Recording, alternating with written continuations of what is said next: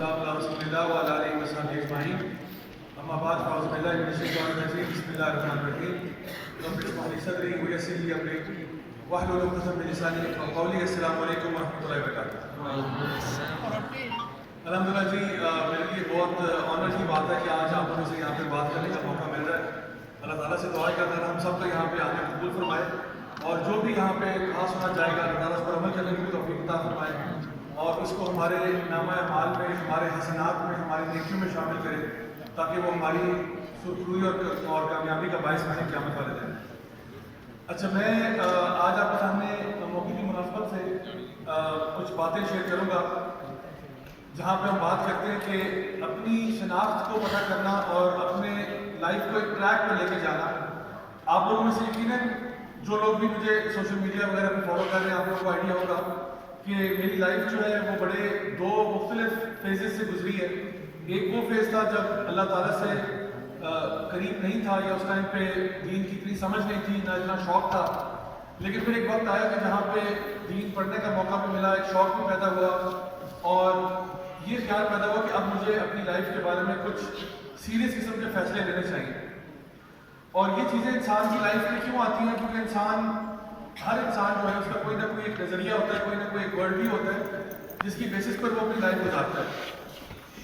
اور یقیناً میرا بھی ایک نظریہ ہوتا تھا اور وہ نظریہ یہ تھا کہ زندگی بس ایک دفعہ ملتی ہے، کھاؤ پیو اور عیش کرو، بس یہی زندگی کا فلسفہ تھا، یہی مقصد تھا اور اسی مقصد کے مطابق پھر انسان اپنی لائف گزارتا ہے. یعنی یہ کہ جو جس کو ہم یولو مائنڈ سیٹ کہتے ہیں، جو اونلی لیو ونس یا زندگی ایک دفعہ ملتی ہے، یہ بھی ایک نظریہ اور ایک فلسفی ہوتی ہے. اور ہر انسان کا کوئی نہ کوئی نظریہ یا کوئی نہ کوئی سوچ ضرور ہوتی ہے جس کی بیسس پر وہ اپنی زندگی گزار رہا ہوتا ہے.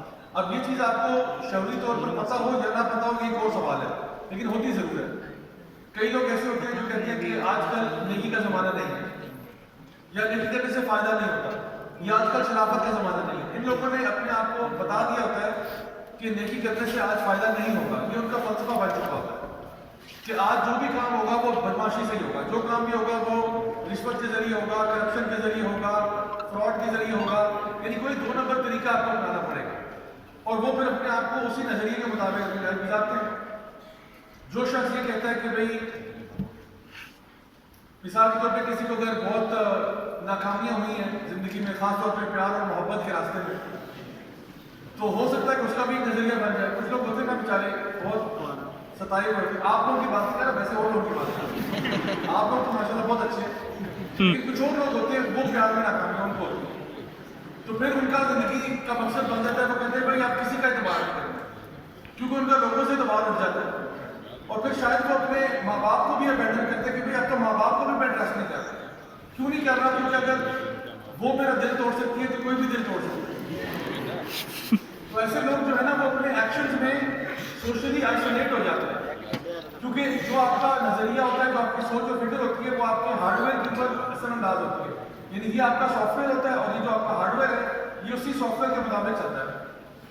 تو جو انسان یہ سمجھتا ہے زندگی ایک دفعہ ملتی ہے، وہ پھر عیاشیوں کی زندگی میں گزار رہا ہوتا ہے اپنا ٹائم. جو شخص یہ سمجھتا ہے کہ اب نیکی سے فائدہ کوئی نہیں ہوگا، یعنی سافٹ ویئر وہی ہے نا کہ نیکی کرنے کا زمانہ نہیں ہے، تو پھر کیا زمانہ ہے؟ بدماشی کا زمانہ ہے. پھر وہ بدماشیوں میں لگ جائے گا. جو کہتا ہے کہ جی اب کسی کا اعتبار نہیں کرنا، وہ لوگوں سے کٹ آف ہونا شروع ہو جائے گا. تو یہ جو چیز ہے نا، یہ آپ کا سافٹ ویئر سب سے پہلے آتا ہے. اس کو آپ اپڈیٹ کریں گے تو آپ کا ہارڈ ویئر اپڈیٹ ہوگا. تو ہمارے لیے نا ہمارا ایمان ہے، ہمارا ایمان جو ہے نا وہ ہمارا سافٹ ویئر ہے کہ میں اللہ پر ایمان لاتا ہوں، اللہ کے رسول پر ایمان لاتا ہوں، روز قیامت پر ایمان لاتا ہوں. جب میں نیا دین کی طرف آیا نا تو میرے استاد جن سے میں قرآن پڑھا تھا انہوں نے مجھے کہا کہ بیٹا جس دن تو اللہ پر اور روز قیامت پر ایمان لے آیا اس دن سے تیرا چلنا پھرنا اٹھنا بیٹھنا اس بات کی گواہی دے گا کہ تو واقعی میں اللہ اور اس کے رسول پر ایمان لے آیا. ورنہ بیٹا باتیں تو سب کو کرنی آتی ہیں، باتیں تو ہر کوئی کر لیتے ہیں، لیکن اصل میں وہ کیا کہتے ہیں انگلش میں action speak louder than words. آپ کے جو ایکشن ہے نا وہ آپ کے کال سے زیادہ اونچا بول رہے ہوتے ہیں. تو اس لیے ہمیں صرف مسلمان بائی نیم نہیں ہونا چاہیے کہ صرف نام کے مسلمان، بلکہ ہمیں کام کا مسلمان ہونا چاہیے کہ ہم اپنے اعمال کے اعتبار سے جانے جائیں کہ جہاں پہ بھی ایک مسلمان چلتا ہے لوگ آپ کو دیکھ کے بتا سکیں کہ ہاں یہ ایک مسلمان ہے، یہ اللہ سے ڈرنے والا ہے، یہ دو نمبری نہیں کرے گا، یہ فراڈ نہیں کرے گا، یہ کرپشن نہیں کرے گا، یہ کوئی بھی ایسا کام نہیں کرے گا جس سے اللہ تعالیٰ ناراض ہوتے ہیں. تو یہ اصل میں ہمارا کام جو ہے وہ ہمارے جہاں پہ نبی کریم صلی اللہ علیہ وسلم نے فرمایا کہ جو بھی اللہ پر اور روز قیامت پر ایمان رکھتا ہے وہ یا تو حق سچ بات کرے ورنہ اپنا منہ بند رکھے۔ اس کا مطلب یہ ہوا کہ اگر آپ حق سچ بات نہیں کر رہے تو اس کا مطلب ہوا کہ شاید اللہ پر اور روز قیامت پر آپ کا ایمان نہیں ہے، کیونکہ نبی کہہ رہے ہیں جو اللہ پر اور روز قیامت پر ایمان رکھتا ہوگا اس کا ایک رزلٹ یہ ملے گا کہ وہ ہمیشہ سچی اور اچھی بات کرے گا ورنہ نہیں بولے گا۔ آپ نے فرمایا جو بھی اللہ اور روز قیامت پر ایمان لاتا ہے وہ اس کا ہمسایہ اس کے شر سے محفوظ رہتا ہے۔ یعنی اگر آپ کا ہمسایہ آپ سے تنگ آیا ہوا ہے اس کا مطلب ہے کہ آپ کا شاید اللہ پر اور روز قیامت پر ایمان نہیں ہے، کیونکہ جو بندہ واقعی میں یہ بات جانتا ہے کہ میں نے اللہ کی بارگاہ میں پیش ہونا ہے، فَمَن يَعْمَلْ مِثْقَالَ ذَرَّةٍ خَيْرًا يَرَهُ وَمَن يَعْمَلْ مِثْقَالَ ذَرَّةٍ شَرًّا يَرَهُ، کہ قیامت کے دن میرا ذرہ برابر کیا ہوا خیر بھی سامنے آ جائے گا اور ذرہ برابر کیا ہوا شر بھی سامنے آ جائے گا۔ جس کو یہ پتا ہے اس کو پتا ہے کہ میں نے اپنے رب کے سامنے کھڑا ہونا، اس کو پتا ہے کہ میں نے پل صراط سے گزر کے جانا ہے، اس کو پتا ہے کہ اللہ تعالیٰ نے قیامت والے دن موت کو ذبح کر دینا ہے اور پھر یا تو مقام میرا جنت میں یا اللہ معاف کرے جہنم میں، اور جیسا میں کروں گا ویسا بھروں گا، ایز یو سو سو شل یو ریپ۔ تو ہر انسان کو اپنے اعمال کے بارے میں ایکسٹرا کیئرفل ہو جاتا ہے کہ میرے اعمال کیسے ہیں، میرے رب سے رشتہ کیسا ہے، میرا لوگوں سے رشتہ کیسا ہے۔ ہر اعتبار سے میں دیکھوں کہ میں حقوق اللہ اور حقوق العباد کی جو ایک کانسٹنٹ ٹسل رہتی ہے اس میں کس درجے پر میں اترتا ہوں، کیونکہ اسلام کا مطلب صرف نماز روزہ حج زکات نہیں ہے۔ اکثر لوگ سمجھتے ہیں حاجی نماز کہ جی یہ میرا اسلام ہے، یہ میرا دین ہے اور یہ میری دنیا ہے، تو کہتے ہیں دین اور دنیا کو ساتھ کیسے لے کر چلے؟ تو بھائی ہماری دنیا تو ہمارے دین کے اندر ہی آتی ہے۔ اسلام جو ہے نا یہ ایک چھتری ہے، ٹھیک ہے، میں آپ کو مثال سے بتا رہا ہوں۔ اسلام ایک چھتری ہے، جیسے ابھی آپ کے اوپر یہ چھت ہے نا یہ بھی ایک چھتری کی طرح ہے، تو اسلام ایک چھتری کی طرح ہے۔ اس چھتری کے نیچے نماز ہے، روزہ ہے، توحید ہے، زکوٰۃ ہے، حج اور عمرہ ہے، اللہ کے ہاں یعنی نوافل پڑھنا، یہ ساری چیزیں اس چھتری کے نیچے ہیں۔ تو میری جو جاب ہے کیا وہ چھتری سے باہر ہے، اس کے اندر ہے؟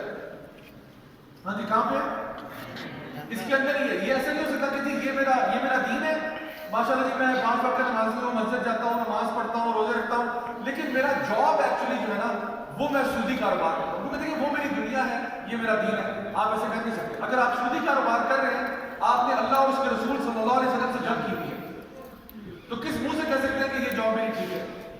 یا ایک بندہ جو ہے اس نے شراب خانہ کھولا ہوا ہے اور شراب بیچ رہا ہے، امریکہ میں رہتا ہے، لیکن اسٹور ہے اس کا، آپ حیران ہوں گے وہاں پہ شکاگو میں تقریباً 2000 کے لگ بھگ جو ہے نا وہ لیکر اسٹور ہے، یعنی وہ جگہ جو بار جو ہوتے ہیں، پب ہوتے ہیں، اور ان میں سے 70% مسلمانوں کے۔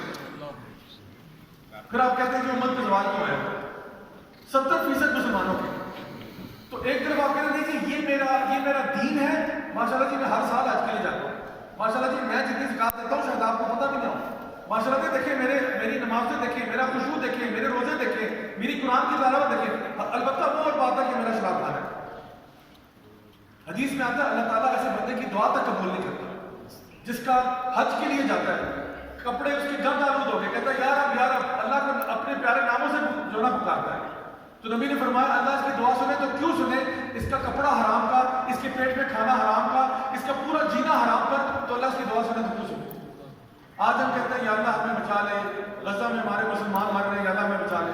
پہلے ذرا اپنی حرکتیں تو دیکھ لینا کہ وہ حرکتیں شریعہ کمپلائنٹ ہیں بھی یا نہیں ہے، کیونکہ اللہ تعالیٰ بتا رہا ہے کہ یعنی وہ تمام شرائط پوری ہو رہی ہیں جو دعاؤں کی قبولیت کے لیے چاہیے ہوتی ہے۔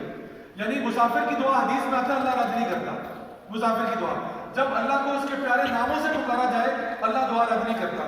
حدیث میں آتا ہے جب ہاتھ اٹھا کر بندہ دعا مانگتا ہے اللہ کو شرم آتی ہے اس بات سے کہ اس کو خالی ہاتھ لوٹا دے، جب ہاتھ اٹھا کے بندہ دعا مانگتا ہے۔ اب جس بندے کا ذکر آ رہا ہے حدیث میں یہ تمام چیزیں پوری کر رہا ہے، مسافر بھی ہے، اچھا اوپر سے مظلوم بھی ہے، مظلوم اس لیے گرد آلود ہے، کپڑے بیچارے کے پھٹے پرانے ہو گئے، سفر کر کر کے بیچارے کی حالت غیر ہو گئی، مظلوم کی دعا اللہ تعالیٰ رد نہیں کرتا، مظلوم بھی ہوا ہے، حالت بھی غیر ہے، ہاتھ اٹھا کے دعا بھی کر رہا ہے، اللہ کے ناموں سے پکار رہا ہے اللہ کو، اور مسافر بھی ہے۔ لیکن نبی کریم صلی اللہ علیہ وسلم فرما رہے ہیں کہ جو اصل چیز تھی بنیادی طور پر جو چاہیے تھی وہی پوری ہوئی، کہ اس کا کھانا حرام کا، اس کا پینا حرام کا، اس کا کپڑا حرام کا۔ اللہ تعالیٰ فرماتے ہیں قل یا عبادی الذین اسرفوا علی انفسہم لا تقنطوا من رحمت اللہ ان اللہ یغفر الذنوب جميعا، کہ اے میرے بندوں جنہوں نے اپنی ذات کے ساتھ ظلم کیا نا، کیا کر کے گناہ کر کے، اللہ کی رحمت سے مایوس نہ ہونا، کیونکہ اللہ تعالیٰ یقیناً تمام گناہوں کو معاف کرنے والا ہے. یقین کریں اگر ایک انسان کی حالت اتنی بھی غیر ہو جائے کہ وہ بالکل حرام پہ گیا ہوا ہے, اگر وہ توبہ کر کے واپس لوٹتا ہے اللہ تعالیٰ معاف کرتا ہے. اللہ تعالیٰ پھر بھی مائنڈ نہیں کرتا, اللہ تعالیٰ پھر بھی کہتے ہیں چل تو نے غلطی کی, تو واپس آ جا, تو واپس آ جا, تیرے سارے معاملات ریسٹور ہو جائیں. لیکن سوال یہ کیا ہم لوگ واپس آنے کے لیے تیار ہیں؟ اصل سوال یہ. تو یہ جو چھتری ہے نا اسلام کی, اس میں نماز, روزہ, حج, زکات کی ساری چیزیں اور آپ کی جاب بھی اس کے نیچے ہے. آپ یہ نہیں کہہ سکتے یہ سارا میرا دین ہے, وہ دنیا کو جو میں جو مرضی کروں, نہ ایسا نہیں ہو سکتا. اچھا چلو اگر جاب اس کے اندر ہے, ہماری انٹرٹینمنٹ کہاں جائے گی؟ ہم کہتے تھے یہ میرا دین ہے, وہ میری دنیا ہے. انٹرٹینمنٹ ہے یار, شوگر میلہ, شوگر میلہ, یہ شوگر میلہ بھی اسلام کے اندر ہی ہوگا. کوئی بھی کام آپ ایسا نہیں کر سکتے. آپ کہیں کہ میں شوگر میلے میں جوا کھیلتا ہوں تو جائز ہے یہ؟ نہیں جائز. آپ کہتے تھے شوگر میلے میں نے نا اپنے سائڈ پہ کچھ ایسے لوگ رکھے ہوئے ہیں جن کے بارے میں شاید میں کیا خوب کہا, وہ جو ہم میں تم میں قرار تھا, تمہیں یاد ہو کہ میں یاد ہوں, مجھے سب یاد ہے ذرا ذرا, تمہیں یاد ہو کہ میں یاد ہوں. تو سر برائے مہربانی یہ تو تھوڑا سا ہمارے لیے کوئی گنجائش نکالیں کہ کوئی حلال ہو جائے ہمارے لیے. حلال ایک ہی طریقے سے ہوگا, نکاح کریں گے تو حلال ہوگا, ادروائز حلال نہیں. آپ یقین کریں بلکہ یہ جو ہمارے ریلیشن شپس ہے نا, اگر آپ نے آغاز ہی غلط اسٹیپ پہ کیا تو اب آپ کیا سمجھ رہے ہیں کہ اللہ تعالیٰ اس میں برکت ڈالتے ہیں.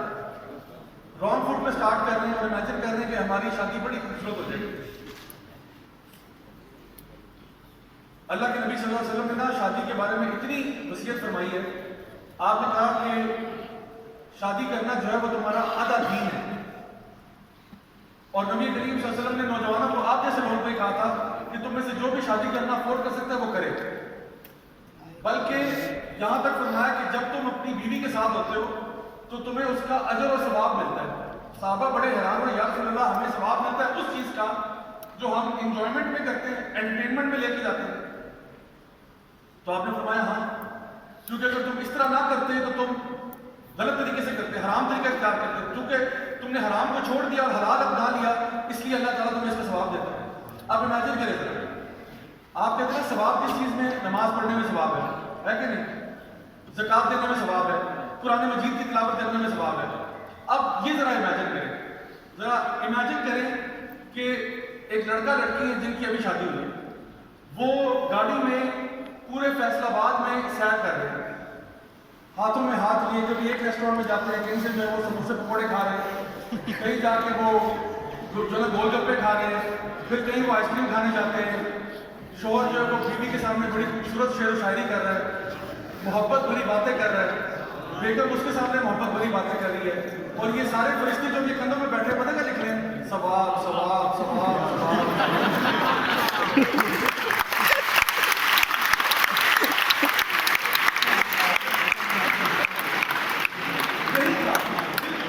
یہی کام اپنی گرل فرینڈ کے ساتھ کریں, عذاب عذاب.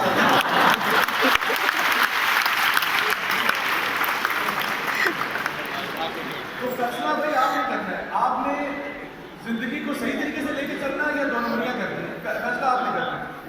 تو اللہ تعالیٰ کو تو کوئی اس میں دقت نہیں کہ اللہ آپ کو ثواب پہ ثواب دیے جائے.